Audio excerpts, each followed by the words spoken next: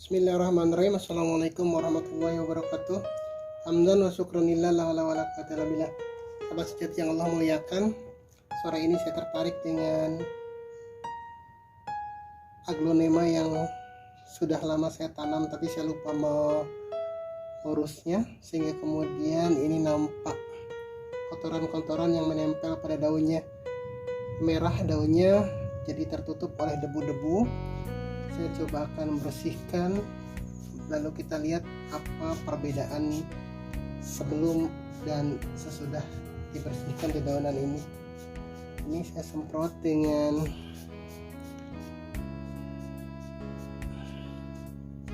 air yang kemarin saya sengaja buat dari campuran Yakult, kemudian telur dan air kelapa, yang katanya ini berfungsi untuk menyuburkan tanah. Saya akan aplikasikan kepada aglonema ini. Mudah-mudahan aglonema ini akan berkembang dan tumbuh dengan lebih baik dari yang sebelumnya. Ini sudah saya basahi daunnya, kemudian lihat masih nampak kotoran-kotorannya. Saya akan lap dan inilah hasilnya.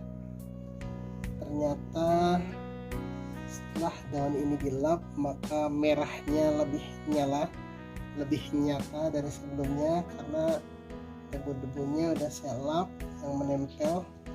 Ini juga masih nampak bercampur antara debu dengan warna merahnya.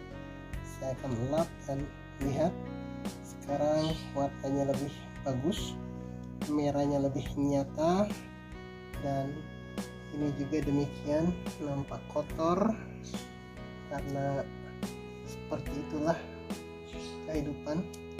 Mau tidak mau akan terkotori oleh debu-debu yang berterbangan di sekitar kita, dan ketika kita tidak membersihkannya, partikel debu yang kecil sekalipun pada akhirnya menutup seluruh bagian dari dedaunan ini.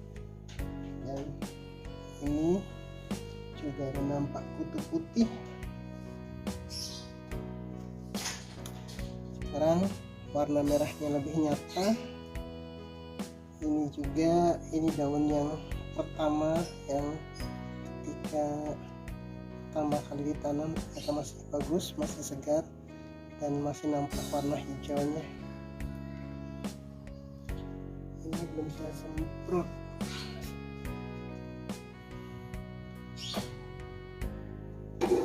Sebentar, ini juga saya lap. Jadi lagi ada sebuah hikmah, sebuah pelajaran yang bisa kita petik, kita ambil dari tanaman yang indah ini. Allah sudah mengaruniakan tanaman ini demikian indah, tapi tetap saja ketika kita tidak menjaganya, lambat laun tanaman ini akan menjadi rusak. Demikian pun dengan hati kita jauh lebih indah dari warna aglonema ini. Di hati kita ada berbagai warna rona kehidupan, ada warna yang jauh lebih indah dari pelangi yang mampu menyemburatkan keindahan yang tidak terhingga. Tapi lagi ketika kita tidak pandai menjaganya, maka hati kita pun boleh jadi akan jadi seperti ini. Lihat, daun ini jadi kusam, tidak sama, warna merahnya bahkan hampir tidak nampak, dan juga sudah hampir layu karena ini sudah lama tidak saya bersihkan. Kita bisa bayangkan kalau kemudian hati kita yang indah itu, hati kita yang demikian lembut itu, kita biarkan berpuluh tahun terkotori oleh debu-debu kehidupan, oleh noda-noda kehidupan yang bersumber dari penglihatan kita, yang bersumber dari pendengaran kita, yang bersumber dari rasa yang selalu kita konsumsi setiap hari. Ada rasa kecewa, ada rasa marah, ada rasa dendam, ada rasa sedih, ada rasa-rasa negatif lainnya. Dan akumulasi rasa negatif itu laksana debu yang jika kita biarkan maka lambat laun akan mengotori hati kita, dan ketika hati kita sudah kotor maka keindahannya tidak akan nampak lagi. Keindahannya akan tertutup oleh kotoran itu, yang pada akhirnya orang pun akan berpaling dari kita karena melihat kotornya hati kita. Seperti bunga ini, seperti aglonema ini, kalau terus dibiarkan, betapapun harganya mahal, betapapun tadinya indah, akan menjadi kusam dan akan menjadi kotor, bahkan mungkin suatu saat akan mati ketika kita abai untuk membersihkannya.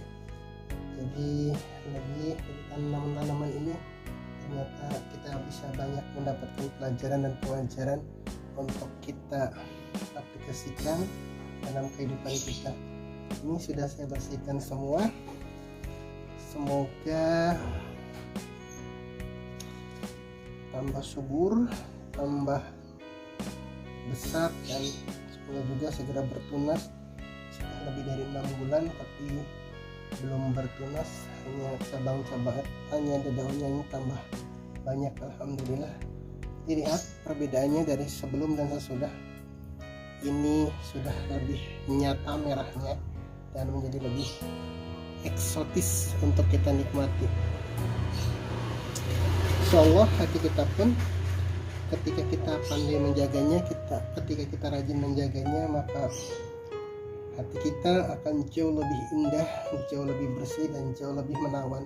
Dan ketika hati kita sudah bersih, kita tidak perlu khawatir, kita tidak perlu takut dengan apa yang akan terjadi kemudian, karena sunatullahnya hati yang baik akan dipertemukan dengan hati yang baik juga. Sementara sebaliknya, ketika hati kitanya jelek, ketika hatinya kotor, maka akan dipertemukan dengan hati yang kotor juga. Maka yang harus kita lakukan sekarang adalah pastikan hati kitanya bersih, maka kebaikan-kebaikan itu akan dengan sendirinya akan menghampiri kita.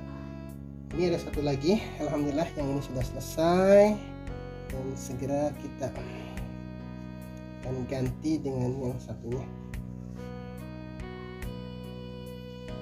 Ini juga sama, debu-debu banyak menempel di permukaan daun ini dan daunnya jadi nampak kusam dan kurang menarik, jadi kurang indah karena merahnya jadi tidak nyata, dan pasti akan mengurangi nilai dari keindahan bunga ini. Saya akan kembali bersihkan pot dengan air yang sebelumnya tadi saya sebutkan. Ini campuran dari Yakult, air kelapa, dan telur yang sudah saya fermentasi selama 3 hari, dan saya aplikasikan ke tanaman ini, mudah menambah kesuburannya. Usianya kira-kira sama dengan yang tadi. Saya akan mengelap lagi daun-daunan ini, dan jreng, inilah warna aslinya. Warna merahnya nampak menyala, nampak gagah, dan nampak eksotis. Semakin baik, semakin sering kita membersihkan dedaunan ini dari debu, maka semakin bagus pula daun-daunan ini.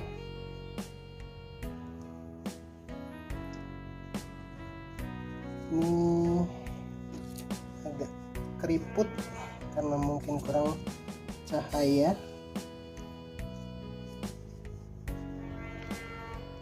Ini juga saya bersihkan. Jadi singkatnya adalah bahwa yang bersih itu selalu menarik, yang bersih itu selalu indah. Sementara sebaliknya, yang kotor itu akan selalu mengundang penyakit, mengundang ketidaknyamanan, dan lain sebagainya. Kalau bunga saja bisa menarik dengan kebersihannya, apalagi konon hati kita.